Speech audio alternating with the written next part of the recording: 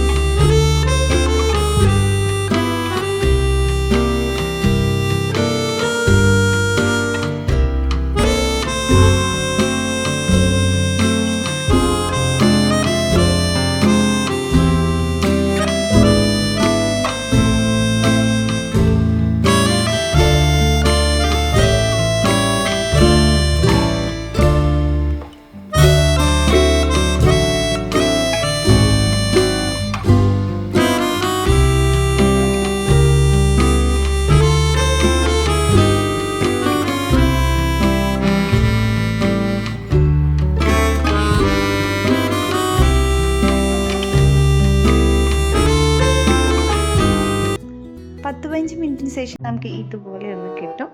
അപ്പോഴാണ് നമ്മുടെ സീക്രട്ടായ നമ്മുടെ ഇതുപോലെ ഒരു ചെറിയൊരു കഷ്ണം വെല്ലം മാത്രം മതി നമുക്ക് ഇതിലോട്ട് ആഡ് ചെയ്യാം.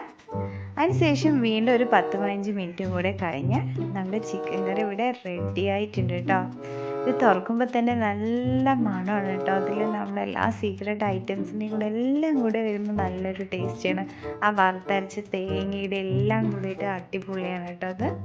പിന്നെ ഇതിലൊരു വേറൊരു സീക്രട്ടും കൂടി ഉണ്ട്, അതും കൂടി നോക്കാം. അടുത്തായിട്ട് നമുക്ക് ഇതുപോലെ ഒരു പാനും കൂടെ വെച്ച് എല്ലായിടത്തും വെളിച്ചെണ്ണയും കൂടെ ഒഴിച്ച് പിന്നെ നമ്മൾ ഒരു 5-6 ചെറിയുള്ളിയാണ്. ചെറിയുള്ളി നമ്മൾ ചെറുതായി അരിഞ്ഞ് വെച്ചാണ് അതും പിന്നെ അതിലോട്ട് കറിവേപ്പിലയും കൂടെ ചേർത്ത് നന്നായി ഗോൾഡൻ കളർ ആകുന്നത് വരെ നമുക്കിതൊന്ന് വറുത്തെടുക്കാം. ഈ ഗോൾഡൻ കളർ ആയി വരുമ്പോൾ നമുക്കിതിനെ നമ്മുടെ റെഡിയാക്കി വെച്ചിരിക്കുന്ന നമ്മുടെ കറിയിലോട്ട് ഇത് ആഡ് ചെയ്യാം.